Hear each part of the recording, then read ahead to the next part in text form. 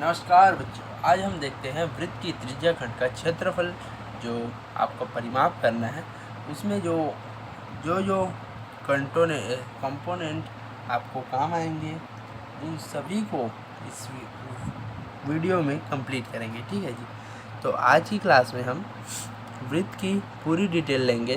तो सर्वप्रथम जानिए, एक जो आप चाप डिवाइडर रहता है उसमें एक पेंसिल रखकर बीच में केंद्र रखकर चारों तरफ घुमा के जब बनाते हैं तो वो बनता है आपका वृत्त। ठीक है। तो ये जो वृत्त का जो बनता है जो ग्रीन कलर का है वो है आपका सरकमफेरेंस, जिसे आप कहते हैं परिधि। ठीक है जी, सरकमफेरेंस। ठीक है जी।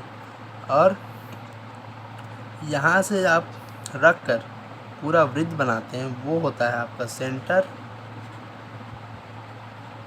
ठीक है, सेंटर जिसे हम बोलते हैं केंद्र। और अगर दो वृत्त की दो बिंदुओं के बीच की अगर दूरी देखें, अगर वो केंद्र से न जाकर कहीं और से जाए तो उसको बोला जाता है जीवा। ठीक है जी, या फिर आर्क या चाप भी बोल देते हैं। ठीक है, जिसे हम इंग्लिश में कॉर्ड बोलते हैं। अब इसमें देखिए, तो यहाँ से केंद्र से परिधि तक की दूरी क्या कहलाती है? रेडियस, जिसे हम क्या बोलते हैं? त्रिज्या। ठीक है, क्या है? रेडियस। और इन दो रेडियस हो जाते हैं। यहाँ से पूरा जो आपका जीवा, बड़ी जीवा होती है, उसको बोलते हैं आप क्या बोलते हैं? व्यास। ठीक है जी, जिसे डायमीटर बोला जाता है। ठीक है, तो यहाँ पर देखिए आप, तो वृत्त की जो डिटेल्स हैं तो उसमें सबसे पहले कौन सा आता है? तो वो आता है केंद्र, जिसे बोलते हैं सेंटर। ठीक है, फिर आता है आपका व्यास, जिसे बोलते हैं हम डायमीटर। फिर आता है आपका त्रिज्या, जिसे आप बोलते हैं रेडियस। फिर आता है आपका परिधि, जिसे आप बोलते हैं सरकमफेरेंस।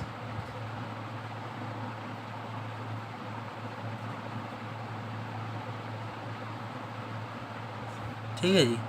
अब इसके बाद आता है जीवा, जिसे आप बोलते हैं कॉर्ड। ठीक है, अब इसके बाद देखिए, तो वृत्त को क्या बोलते हैं अपन?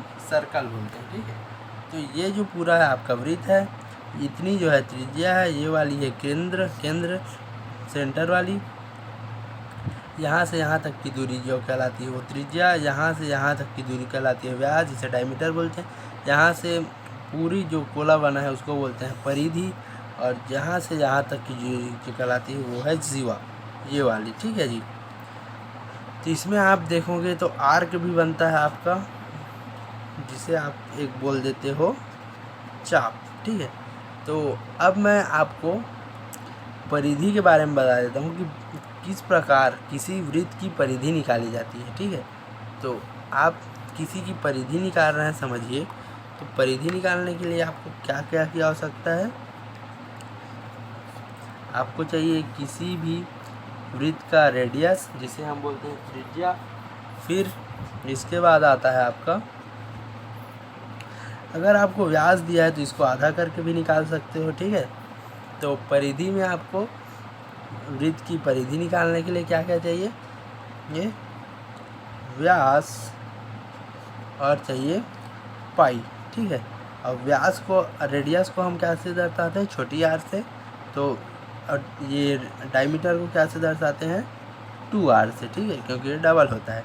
तो 2r और पाई क्या हो गए? 2r पाई। लेकिन इसको थोड़ा अच्छे से बोलने के लिए क्या बोलते हैं? 2 पाई r। ठीक है, तो परिधि क्या हो गई आपकी? 2 पाई r। ठीक है जी।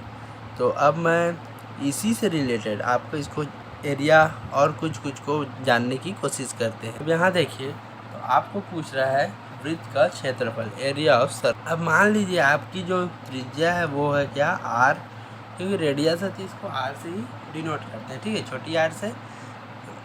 और वृत्त का जो क्षेत्रफल है इतना पूरा, उसको बोलते हैं अपन ए, ठीक है, ए मान लेते हैं। अब आपको क्षेत्रफल ज्ञात करना है, एरिया, ठीक है जी। तो क्षेत्रफल और का त्रिज्या के वर्ग का साथ स्थिर अनुपात होता है, इसे हम पाई से दर्शाते हैं, ठीक है। तो एरिया जो है और आपके जो त्रिज्या का वर्ग, जिसे व्यास बोल दीजिए, सॉरी, त्रिज्या का वर्ग होता है, ठीक है, व्यास नहीं होता यहाँ। तो त्रिज्या का वर्ग का अनुपात होता है, इसको पाई से दर्शाते हैं। तो इस प्रकार के जो बनता है, तो वृत्त का आपका ये वाला एरिया है, तो एरिया निकालना है तो आपको ए को इधर रहने दीजिए, इसको इधर पक्षांतर कर दीजिए, तो पाई आर स्क्वायर हो गया। तो यही जो है आपका क्या हो गया, एरिया ऑफ सर्कल, ठीक है जी, एरिया ऑफ सर्कल, ये आपका हो गया एरिया ऑफ सर्कल। ये बहुत ही इम्पोर्टेंट है आपके लिए, अनेक बार पूछा जाता है, ठीक है। तो ये हो जाता है आपके लिए इम्पोर्टेंट, हमेशा आपको ये काम आएगा। तो दिमाग में बसा लीजिए कि ए बराबर पाई आर स्क्वायर होता है, ठीक है जी। तो इसी प्रकार मैं, अब समझिए एक वलय है आपके पास, ठीक है, एक समझिए एक और गोला है ये। तो यहाँ पर देखिए एक छायांकित बन जाएगा, शैडो। तो ये वाला जो भाग होगा आपका पूरा ये, तो इतना का आपको एरिया निकालना है। बीच खोखला है, समझिए जैसे डोनट होता है ऐसे, ठीक है, ये होता है आपका छायांकित, बीच से होल, तो इतने का निकालना है। तो क्या करना है, पहले इसका जो छोटे वाले गोले का रेडियस और बड़े वाला गोला है, तो बड़े वाले को R1 ले लेते हैं, छोटे वाले को R2, ठीक है जी। तो क्या करना पड़ेगा, यहाँ पर सेम टू सेम एरिया को लिखिएगा आप, और क्या कीजिएगा, पाई को ले लीजिएगा बाहर, और क्या कीजिएगा, R1 को स्क्वायर माइनस R2 का स्क्वायर, ऐसे लिख दीजिएगा। ये आपका मिल जाएगा किसी भी जो वलय होगा उसका क्षेत्रफल।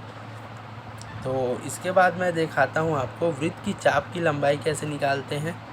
अब यहाँ देखिए वृत्त की चाप की लंबाई, ठीक है। अगर समझिए एक वृत्त है, ठीक है, मैं थोड़ा सा बना देता हूँ आपके समझाने के लिए। ये समझिए वृत्त है, ठीक है, तो इसमें एक केंद्र है, तो आप ऐसे चाप काटे, ठीक है, फिर यहाँ से ऐसा चाप काटे, तो यहाँ पर जो थीटा डिग्री बनेगा, और ये समझिए ए है, ये है बी, और केंद्र जो है ओ, ठीक है जी। तो आपको यहाँ पर क्या करना पड़ेगा,